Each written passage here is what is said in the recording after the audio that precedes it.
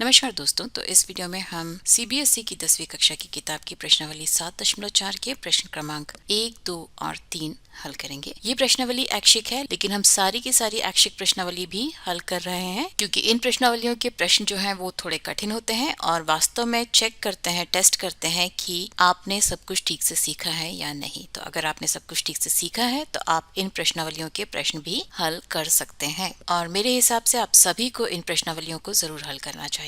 और इसके पहले प्रश्न में बिंदुओं A जिसके निर्देशांक हैं 2, -2 और बिंदु B जिसके निर्देशांक हैं 3, 7 को जोड़ने वाले रेखाखंड को रेखा 2x + y - 4 = 0 जिस अनुपात में विभाजित करती है उसे ज्ञात कीजिए। तो ये AB रेखा को कहीं ना कहीं कट कर रही होगी, तभी ये उसे अनुपात में विभाजित करेगी। तो मान लीजिए ये जहाँ पर रेखा AB को कट करती है उस बिंदु के निर्देशांक हैं x, y और माना कि वो बिंदु है C। तो अगर हमें इस बिंदु C के निर्देशांक मिल जाएं तो हम आसानी से ज्ञात कर सकते हैं कि ये रेखाखंड AB को किस अनुपात में विभाजित करता है। तो बिंदु C जो है वो इस रेखा 2x + y - 4 = 0 पर भी उपस्थित है और साथ ही साथ रेखाखंड AB पर भी उपस्थित है। चूंकि ये बिंदु C रेखाखंड AB पर उपस्थित है, मतलब कि ये बिंदु C जो है वो बिंदु A और B का समरेखी है और अगर ये बिंदु A और B का समरेखी है तो इन तीनों बिंदुओं को मिलाने से बनने वाले त्रिभुज का क्षेत्रफल जो है वो 0 के बराबर होगा।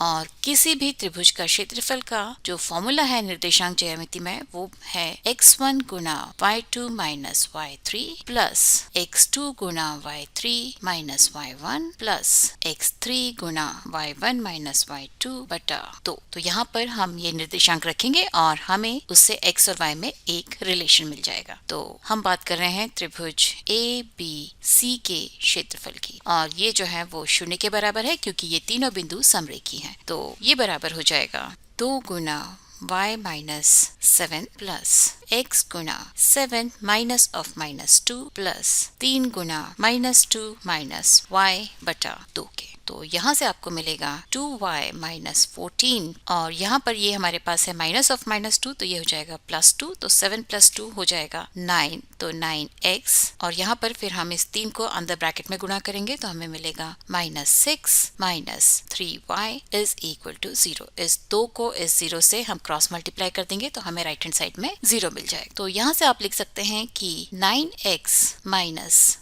3y + 2y आपको देगा -y, ये बराबर है इस -14 और इस -6 को हम बराबर के चिन्ह के दूसरी तरफ ले जाएंगे तो ये दोनों पॉजिटिव हो जाएंगे और 14 + 6 होगा 20। तो ये जो है वो हमें इन x और y के बीच में एक रिलेशन मिल गया और चूंकि ये x और y इस ऑरेंज कलर की रेखा, ऑरेंज या नारंगी रंग की रेखा पर भी उपस्थित है जो कि इस रेखाखंड AB को काटती है, तो इन दोनों रेखाओं का जो इंटरसेक्शन पॉइंट है वही जो है वो C है। तो यदि हम इस समीकरण और इस रेखा के समीकरण जो कि है 2x + y = 4, यहाँ पर इस -4 को हम राइट हैंड साइड में ले जाएंगे तो वो +4 हो जाएगा। तो हमें मिलेगा 2x + y = 4। इन्हें हल करें तो हमें x और y के मान मिल जाएंगे। तो अभी हम इन दोनों समीकरणों को जोड़ देते हैं तो ये -5 और +5 एक दूसरे को कैंसिल कर देंगे और हमें मिल जाएगा 11x = 24 और यहाँ से आपको x का मान मिलेगा 24 / 11 और अभी हम x का ये मान इस समीकरण में रख के y का मान निकाल लेते हैं तो हमें मिलेगा 2 गुना 24/11 प्लस y =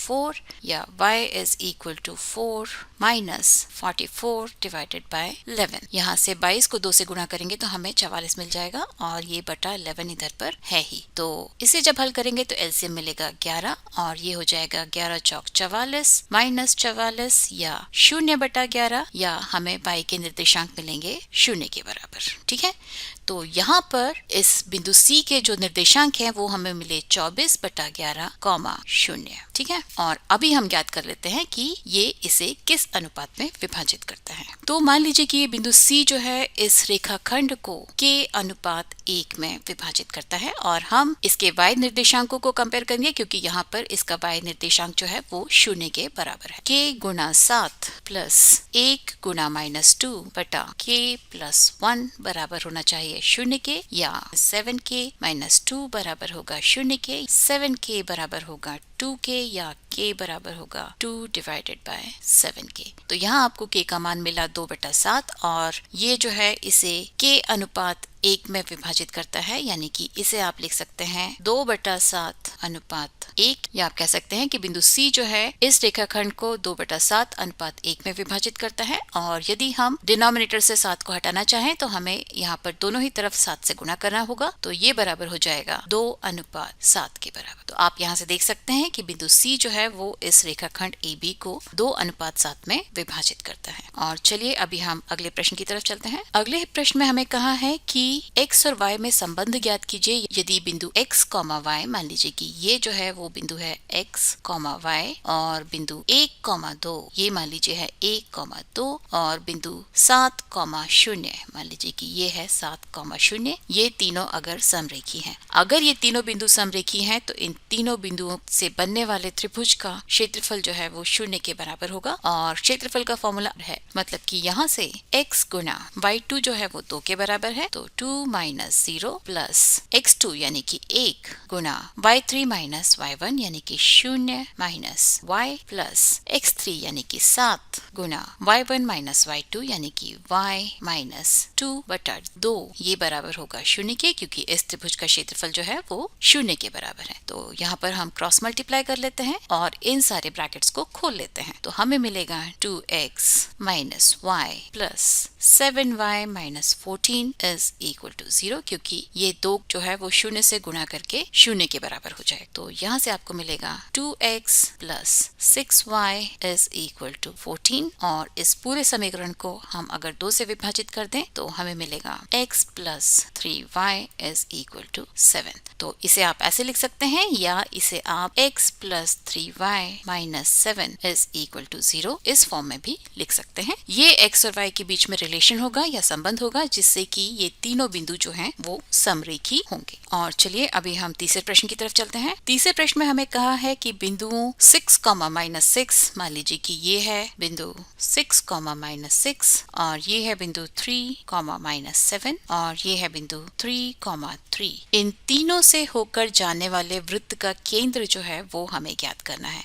मान लीजिए कि उस वृत्त का केंद्र जो है वो ये बिंदु है और इसके निर्देशांक हैं x, y। मान लीजिए कि इस बिंदु का नाम O है, इसका नाम A है, इसका नाम B है, और इसका नाम जो है वो C है। अगर ये उस वृत्त का केंद्र है, मतलब कि OA बराबर होगा OB के और ये बराबर होगा OC के, और तीनों की तीनों जो हैं वो उस वृत्त की त्रिज्याएं होंगी, यानी कि OA बराबर होगा OB के और साथ ही साथ OA बराबर होगा OC के। और उसके साथ ही साथ आप कह सकते हैं कि इनका वर्ग भी आपस में बराबर होगा, मतलब OA का वर्ग बराबर होगा OB के वर्ग के और OA का वर्ग बराबर होगा OC के वर्ग के। ठीक है, और किन्हीं भी दो बिंदु, मान लीजिए कि P जिसके निर्देशांक है x1, y1 और Q जिसके निर्देशांक है x2, y2, उनके बीच की दूरी का वर्ग जो है वो बराबर होता है x2 minus x1 whole square plus y2 minus y1 whole square के। तो OA स्क्वायर बराबर होगा x minus 6 whole square plus y minus of minus 6 whole square, या x minus 6 whole square plus y plus 6 whole square के बराबर। और OB square की अगर हम बात करें तो ये बराबर होगा x minus 3 whole square plus y plus 7 whole square के। और अगर हम बात करें OC स्क्वायर की तो ये बराबर हो जाएगा x minus 3 whole square plus y minus 3 whole square के। तो OA स्क्वायर बराबर है OB स्क्वायर के, यानी कि x minus 6 whole square plus y plus 6 whole square बराबर है x minus 3 whole square plus y plus 7 whole square के। या आप लिख सकते हैं x minus 6 whole square minus x minus 3 whole square बराबर है y plus 7 whole square minus y plus 6 whole square के। तो यहाँ पर आप a square minus b square का फॉर्मूला यूज करके इसे हल कर सकते हैं, या यहाँ पर आप a minus b whole square या a plus b whole square का फॉर्मूला इस्तेमाल करके भी इसे हल कर सकते हैं। तो आपकी मर्जी है, मैं इसे इस तरह से हल करना पसंद करती हूँ। तो ये हो जाएगा x minus 6 minus x plus 3 multiplied by x minus 6 plus x minus 3, ये बराबर हो जाएगा y plus 7 minus y minus 6 multiplied by y plus 7 plus y plus 6 के।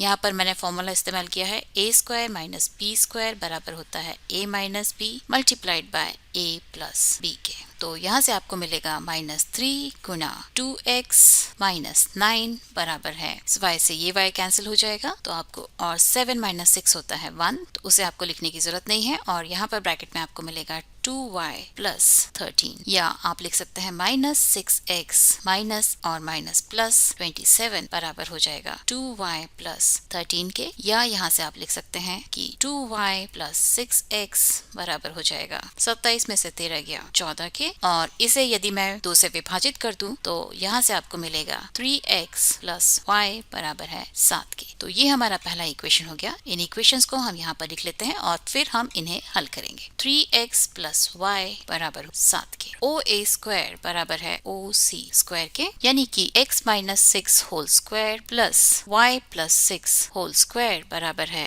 x minus 3 whole square plus y minus 3 whole square के। और यहाँ पर इसे हम लिख सकते हैं x minus 6 whole square minus x minus 3 whole square बराबर है y minus 3 whole square minus y plus 6 whole square के, या ये बराबर है x minus 6 minus x plus 3 multiplied by x minus 6 plus x minus 3 के। यहाँ पर भी मैंने a square minus b square के फॉर्मूले का इस्तेमाल किया है। ये बराबर हो जाएगा y minus 3 minus y minus 6 multiplied by y minus 3 plus y plus 6 के। तो यहाँ पर ये x से ये x कैंसिल हो जाएगा, यहाँ पर ये y से ये y कैंसिल हो जाएगा। माइनस 6 प्लस 3 होगा माइनस 3, और ब्रैकेट के अंदर यहाँ पर आपको मिलेगा 2x माइनस 9, ये बराबर है माइनस 3 माइनस 6 आपको देगा minus 9 multiplied by 2y plus 3 के। और यहाँ पर यदि हम दोनों तरफ माइनस 3 से विभाजित कर दें तो ये हो जाएगा 3 तिया 9, और फिर इसे हम लिख सकते हैं 2x माइनस 9 बराबर है 3 दूनी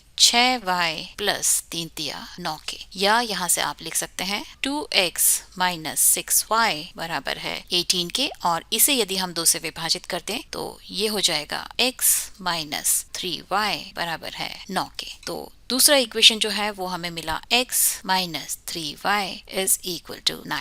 और अभी हम इन दोनों इक्वेशंस को हल करते हैं। तो मान लीजिए कि ये है इक्वेशन नंबर 1 और ये है इक्वेशन नंबर 2। तो इक्वेशन 1 में हम 3 से गुणा करते हैं और फिर हम उसे इक्वेशन 2 में जोड़ देते हैं। तो ऐसा करने से हमारा y जो है वो कैंसिल हो जाएगा। तो इक्वेशन 1 में जब हम 3 का गुणा करते हैं तो हमें मिलेगा 3 तिया 9x प्लस 3y, ये बराबर है 7 तिया 21 के। और इक्वेशन 2 को हमें एज इट इज लिखना है, तो ये है x minus 3y is equal to 9। और अभी हम इसे जोड़ देते हैं, तो प्लस 3y माइनस 3y एक दूसरे को कैंसिल कर देंगे और हमें मिलेगा 10x इज इक्वल टू 30, या x is equal to 30 divided by 10 या 3। तो x का मान हमें 3 मिला और x के इस मान को हम इक्वेशन नंबर 1 में रख देते हैं, तो हमें मिलेगा 3 गुना 3 plus y is equal to 7, या 3 तिया 9 plus y is equal to 7, या y is equal to 7 minus 9 या माइनस 2। तो हमें यहाँ x का मान मिला 3 और y का मान मिला -2, मतलब इस बिंदु O के निर्देशांक होंगे 3, -2। ठीक है,